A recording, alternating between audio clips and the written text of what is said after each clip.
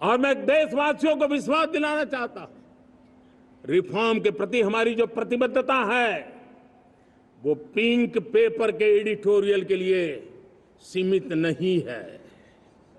हमारे रिफॉर्म्स की ये प्रतिबद्धता है वो 4 दिन की वाहवाही के लिए नहीं है। हमारी रिफॉर्म्स की प्रक्रिया किसी मजबूरी में नहीं है, देश को मजबूती देने के इरादे से है। और इसलिए मैं आज कह सकता हूं, रिफॉर्म का हमारा मार्ग एक प्रकार से ग्रोथ की ब्लूप्रिंट बनी हुई है। ये हमारा रिफॉर्म, ये ग्रोथ, ये बदलाव, ये सिर्फ डिबेट क्लब के लिए, इंटेलेक्चुअल सोसाइटी के लिए, एक्सपर्ट लोगों के लिए सिर्फ चर्चा का विषय नहीं है। साथियों, हमने राजनीतिक मजबूरी के कारण नहीं किया है।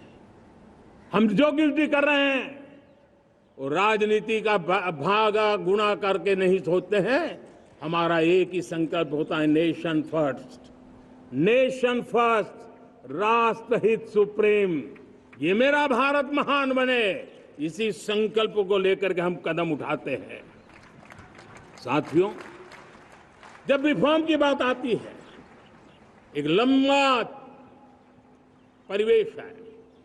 अगर मैं उसकी चर्चा में चला जाऊंगा तो शायद घंटों निकल जाएंगे, लेकिन मैं एक छोटा सा उदाहरण देना चाहता हूं। बैंकिंग क्षेत्र में जो रिफॉर्म हुआ, आप सोचिए बैंकिंग क्षेत्र का क्या हाल था। न विकास होता था, न विस्तार होता था, न विश्वास बढ़ता था। इतना ही नहीं, जिस प्रकार की कारनामे चले उसके कारण हमारे बैंक संकटों से गुजर रहे थे। हमने बैंकिंग सेक्टर को मजबूत बनाने के लिए अनेकविध रिफॉर्म्स किए और आज उसका कारण हमारी बैंक विश्व में जो इन्हीं गुनी मजबूत बैंक के हैं उसमें भारतीय बैंकों ने अपना स्थान बनाया है। और जब बैंक मजबूत होती है ना, तब फॉर्मल इकोनॉमी की ताकत भी बढ़ती है। जब बैंक की व्यवस्था बन जाती है, जब सामान्य खास करके मध्यम वर्ग के परिवार की जो रिक्वायरमेंट होती है उसको पूरा करने की सबसे बड़ी ताकत बैंकिंग सेक्टर में होती है। अगर उसको होम लोन चाहिए, उसको व्हीकल का लोन चाहिए, मेरे किसान को ट्रैक्टर के लिए लोन चाहिए, मेरे नौजवानों को स्टार्टअप के लिए लोन चाहिए, मेरे नौजवानों को कभी पढ़ने के लिए, एजुकेशन के लिए लोन चाहिए, किसी को विदेश जाने के लिए लोन चाहिए, ये सारी बातें उसे संभव होती है। मुझे तो खुशी है कि मेरे पशुपालक भी, मेरे मछली पालन करने वाले भाई बहन भी आज बैंकों से लाभ ले रहे हैं। मुझे खुशी है मेरे रेहड़ी पटरी वाले लाखों भाई बहन आज बैंक से साथ जुड़ करके अपनी नई ऊंचाइयों को प्राप्त कर रहे हैं और विकास की दिशा में वो भागीदार बन रहे हैं। हमारे एमएसएमई, हमारे लघु उद्योग के लिए तो बैंक एक सबसे बड़ी सहायक होती है। उसको रोजमर्रा पैसों की जरूरत होती है अपने नित्य मर्जी पर प्रगति के लिए, और उस काम को हमारी मजबूत बैंकों के कारण संभव हुआ है। साथियों, दुर्भाग्य से हमारे देश में आजादी तो मिली, लेकिन लोगों को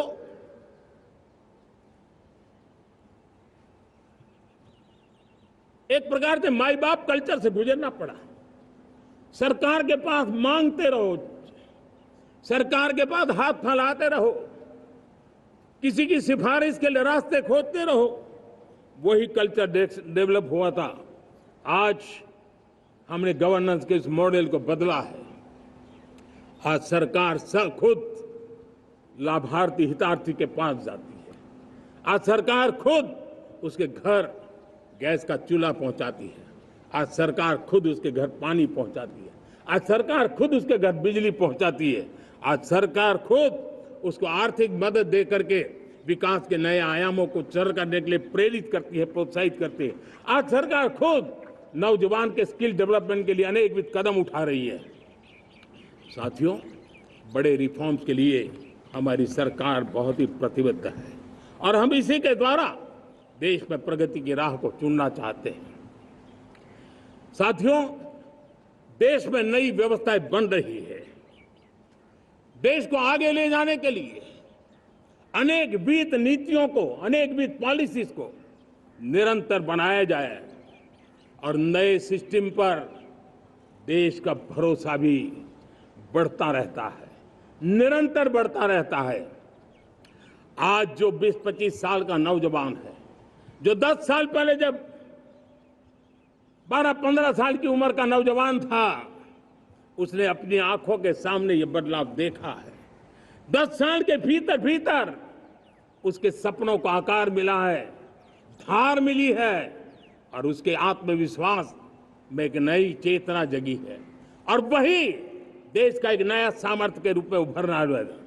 आज विश्व भर में भारत की साख बढ़ी है, भारत के प्रति देखने का नजरिया बदला है।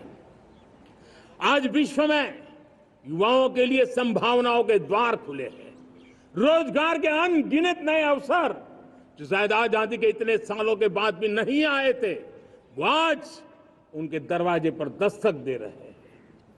संभावनाएं बढ़ती गई हैं, नए मौके बन रहे हैं। मेरे देश के युवाओं को अब धीरे धीरे चलने का इरादा नहीं है। मेरा देश का नौजवान इंक्रीमेंटल प्रगति में विश्वास नहीं करता। मेरा देश का नौजवान छलांग मारने के मूड में है, वो छलांग मार के नई सिद्धियों को प्राप्त करने के मूड में है। मैं कहना चाहूंगा, भारत के लिए गोल्डन एरा है। वैश्विक परिस्थितियों की तुलना में भी देखें, ये गोल्डन एरा है, ये हमारा स्वर्णिम कालखंड है।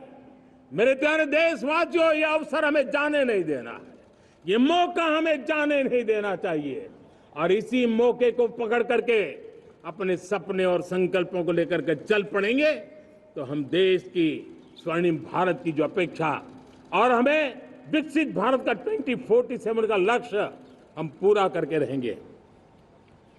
हम सदियों की बेड़ियों को तोड़ करके निकले हैं। आज टूरिज्म का क्षेत्र हो, एमएसएमई का क्षेत्र हो, एजुकेशन हो, हेल्थ सेक्टर हो, ट्रांसपोर्ट सेक्टर हो, खेती और किसानी का सेक्टर हो, हर सेक्टर में एक नया आधुनिक सिस्टम बन रहा है।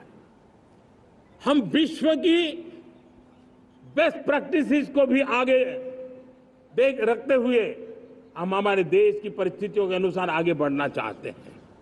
हर सेक्टर में आधुनिकता की जरूरत है, नएपन की जरूरत है, टेक्नोलॉजी को जोड़ने की जरूरत है और हर सेक्टर में हमारी नई नीतियों के कारण इन सारे क्षेत्रों में एक नया सपोर्ट मिल रहा है, नई ताकत मिल रही है।